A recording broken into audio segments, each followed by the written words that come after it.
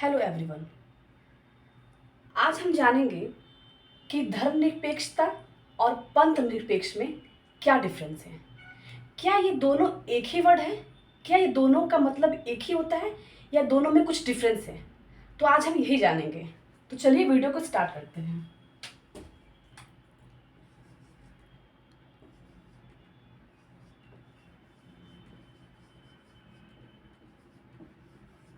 Secularism. Secularism का मतलब होता है धर्मनिरपेक्ष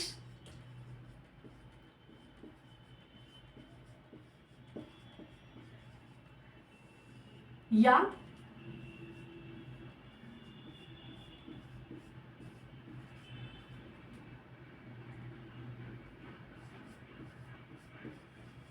पंथ निरपेक्ष।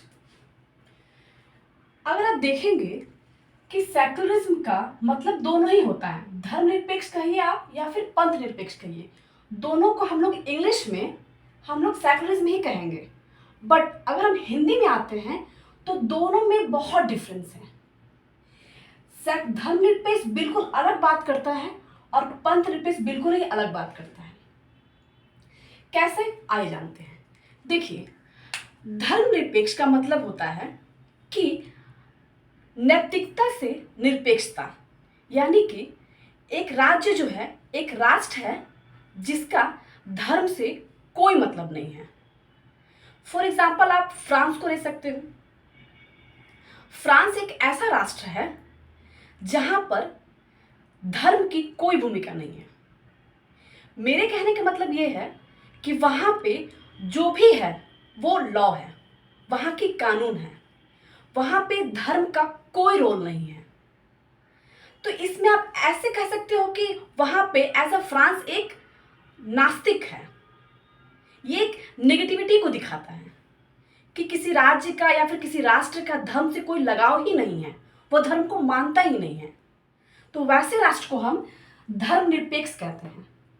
आप फ्रांस में इसका एग्जांपल ले सकते हो।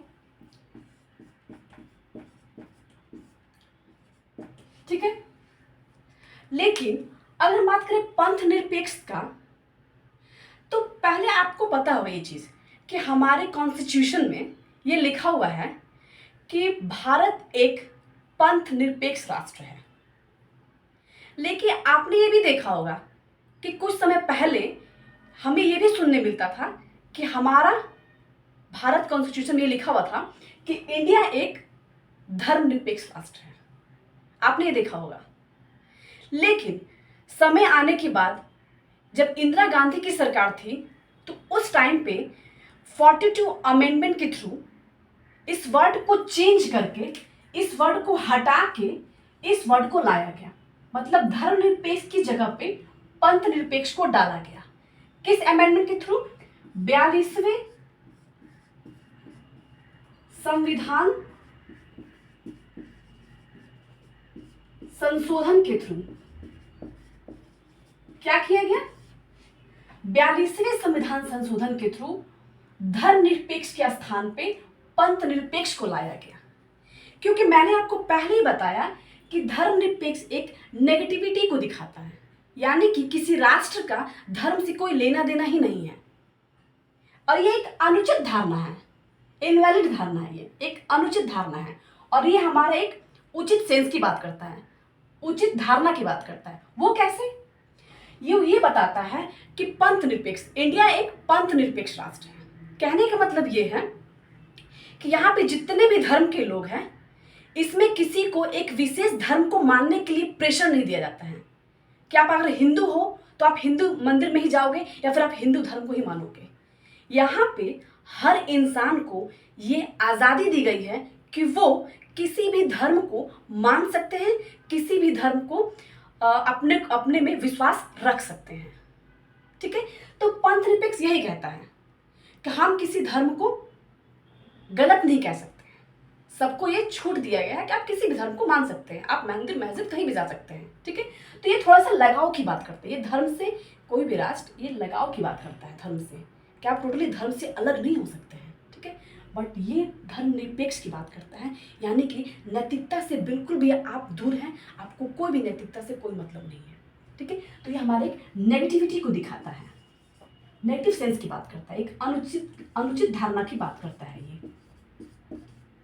और ये हमारा एक पॉजिटिविटी को दिखाता है, पॉजिटिविटी को दिखाता है, उचित धारणा की बात करता है। तो आई होप कि आप समझ गए होंगे कि धर्मनिरपेक्ष और पंथ निरपेक्ष में क्या डिफरेंस है। मैं एक बार फिर से आपको कंक्लूड कर देती हूँ कि धर्मनिरपेक्षता बात करता है कि हमें धर्म से कोई मतलब नहीं है। जैसे फ्रांस में, मैं बताइए आपको, फ्रांस में यही कहता है कि राज्य को किस धर्म से कोई मतलब नहीं होना चाहिए, धर्म अलग है, राज्य अलग है, यानी कि नैतिकता से बिल्कुल दूरी की बात करता है।